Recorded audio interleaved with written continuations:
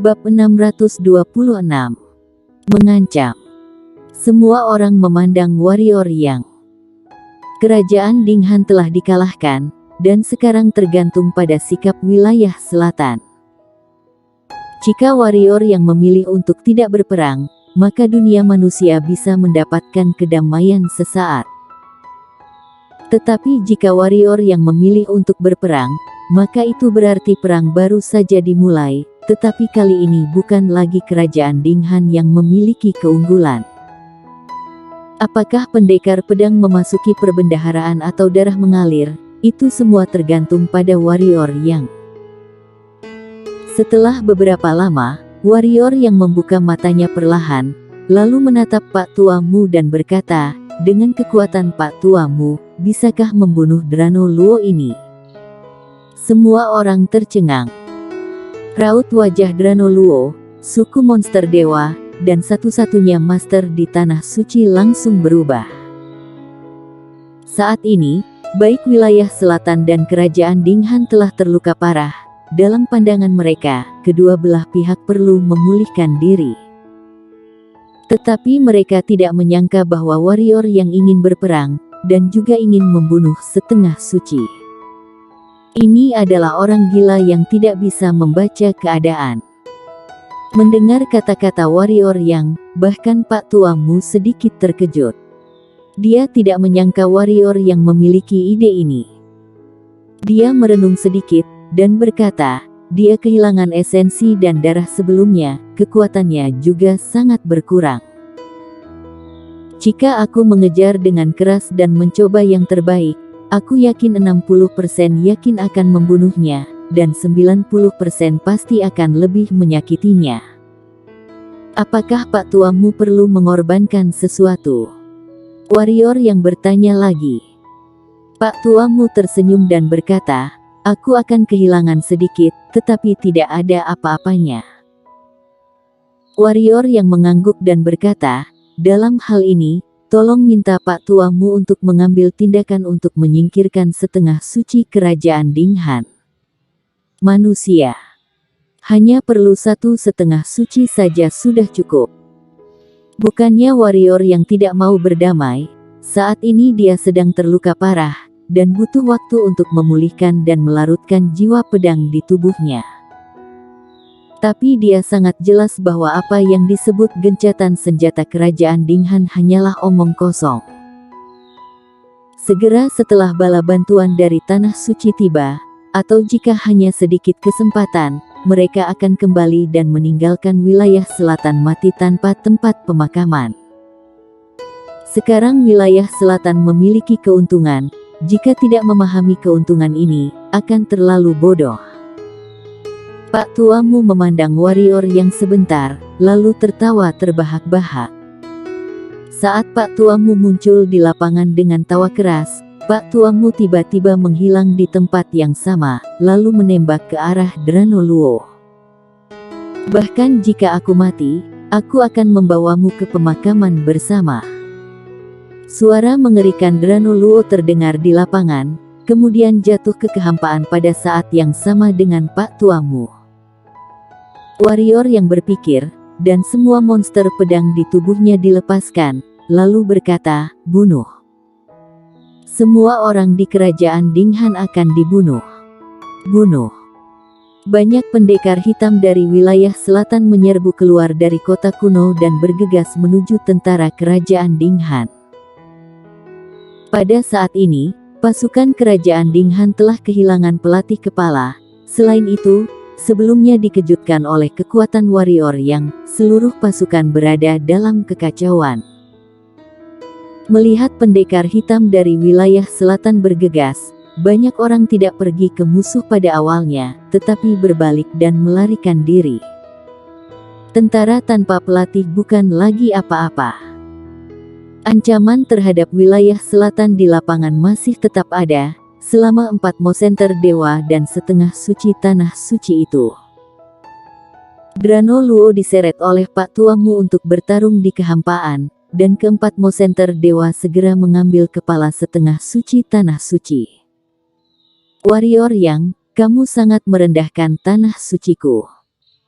Suatu hari, kamu akan membayar harga yang tidak dapat kamu bayangkan untuk itu. Master Alam Kaisar di Tanah Suci berkata dengan dingin. Aku tidak pernah memprovokasi Tanah Suci. Warrior yang berkata, selalu orang-orang dari Tanah Sucimu yang datang untuk memprovokasiku, tetapi aku tidak menyangka bahwa aku yang bahkan hanya semut di mata kalian, malah membuat kalian membayar harga yang mengerikan, kan? Ya, kamu juga seorang Master Alam Kaisar, terus mengatakan ancaman ini hanya akan membuat aku merasa bahwa kamu adalah idiot. Kalau benar-benar pria sejati, maju saja. Kalau tidak, tutup mulutmu.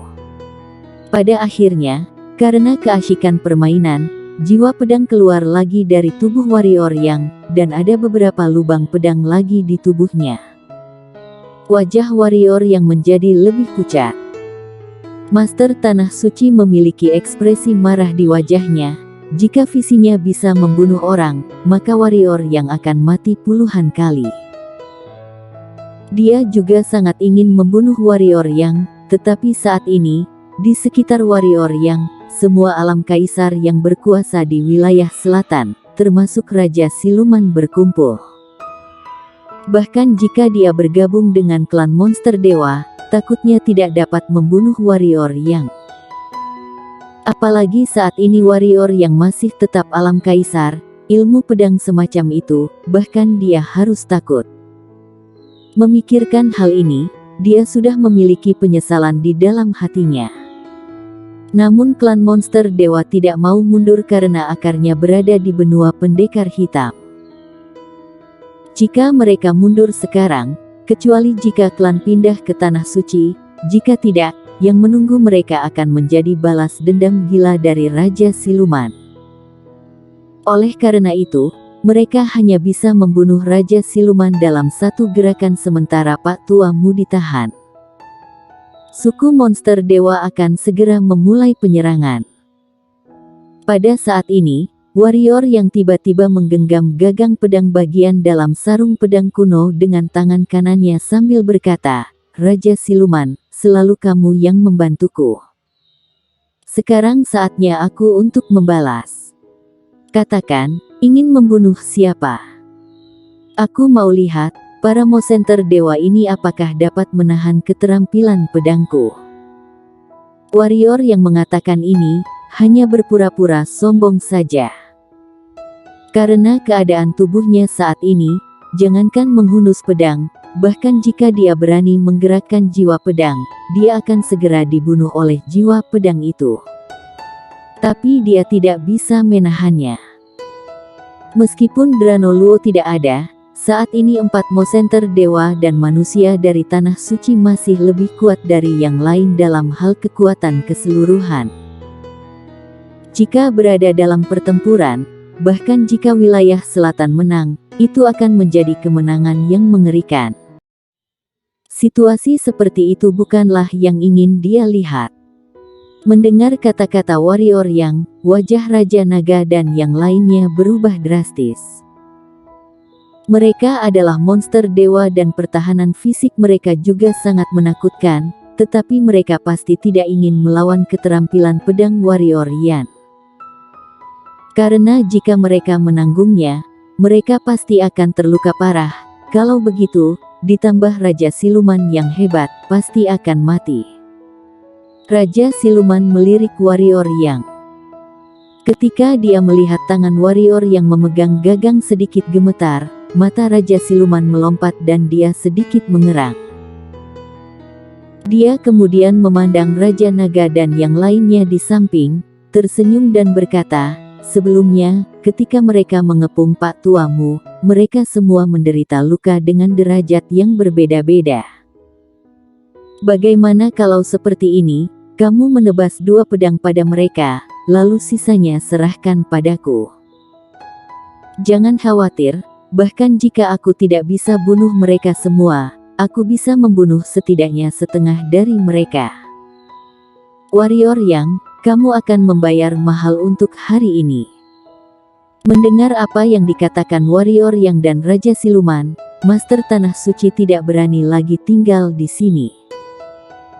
Setelah warrior yang mencapai alam kaisar, domain pedang dan keterampilan pedang yang menakutkan ini sudah cukup untuk menimbulkan ancaman yang kuat bagi mereka.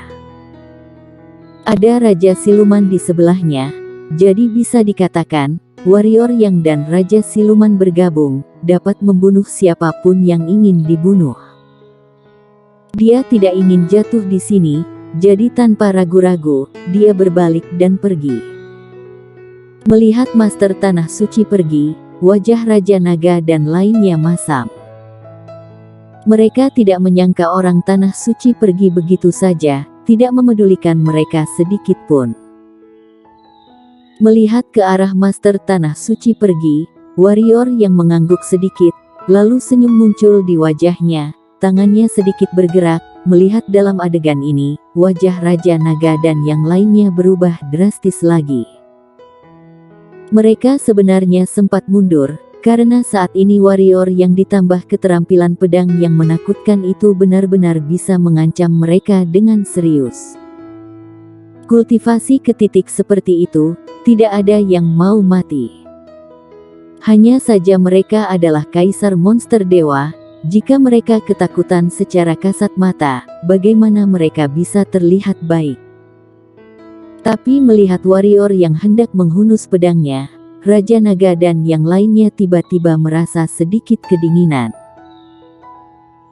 Tepat ketika semua orang mengira warrior yang akan menghunus pedangnya, warrior yang tiba-tiba berhenti, lalu memandang Raja Naga dan berkata, "Raja Naga, aku, warrior yang mendapat warisan leluhur naga, jadi aku termasuk berhutang budi kepada klan naga.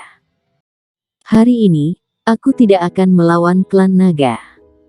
Kamu bawa anggota klan nagamu pergi saja." Dewa Phoenix dan yang lainnya segera menatap Raja Naga. Raja Naga mengerutkan kening dan ragu-ragu. Sejujurnya, dia ingin mengambil kesempatan ini untuk pergi, tetapi dia tahu betul bahwa jika dia pergi sekarang, maka tidak diragukan lagi meninggalkan 3 monster dewa lainnya, maka aliansi 4 monster dewa harus dipecahkan. Pada saat itu, Raja Siluman atau warrior yang akan berhadapan dengan suku Naga Emas, suku Naga Emas benar-benar dalam bahaya. Kenapa tidak mau pergi? Pada saat ini, warrior yang tiba-tiba menjadi sedikit cemberut, memegang gagang pedang dengan erat di tangan kanannya, dan berkata dengan suara dingin, "Aku awalnya memikirkan bantuan leluhur naga, dan tidak melakukannya. Aku tidak ingin membunuh klan naga, tetapi kamu malah ingin membunuhku. Jika itu masalahnya, apa yang masih aku pikirkan? Raja Naga, kuberi kamu satu kesempatan terakhir. Jika kamu tidak pergi, maka semua naga emas akan tinggal bersamamu hari ini di sini. Pikirkanlah, di bawah tekanan darahku, kamu dan klan nagamu masih memiliki kemampuan seperti apa. Pergi." Kali ini, Raja Naga tidak ragu sedikit pun, langsung berbalik bersama para naga. Dia selalu mengabaikan satu hal sebelumnya, yaitu warrior yang memiliki darah leluhur naga. Di bawah tekanan darah warrior yang, ditambah keterampilan pedang Raja Siluman dan warrior yang menakutkan, jangankan naga emas yang dibawanya, bahkan dia bisa mati di sini. Karena itu, dia tidak ragu sama sekali, dia juga tidak berani mengambil naga itu. Karena jika warrior yang mengincar klan naga emas, maka klan naga emas tidak punya peluang sama sekali. Hal terpenting baginya sekarang adalah menemukan cara untuk menghadapi garis keturunan leluhur naga warrior yang. "Ayo pergi juga." Begitu Raja Naga menunggu naga itu pergi, klan Dewa Phoenix segera berbalik dan pergi. Tak lama kemudian, Harimau Putih dan klan Penyu Hitam berbalik dan pergi tanpa ragu-ragu. Melihat pemandangan ini, Raja Siluman dan yang lainnya menghela napas lega. Puff. Pada saat ini, suara pedang energi yang menembus udara tiba-tiba terdengar di lapangan, dan semua orang menoleh untuk melihat. Wajah mereka berubah drastis. Tak terhitung banyaknya jiwa pedang yang keluar dari tubuh warrior Yang. Setiap jiwa pedang yang keluar, sebuah lubang kecil muncul di tubuh warrior Yang. Dalam waktu kurang dari beberapa saat, warrior Yang sepertinya telah tertusuk oleh 10.000 anak panah, dan tubuhnya ditutupi dengan lubang-lubang kecil yang padat. Pada saat yang sama, alam warrior Yang juga anjlok saat ini. Dalam waktu kurang dari beberapa saat, dia jatuh dari alam kaisar ke alam bangsawan. Bersambung.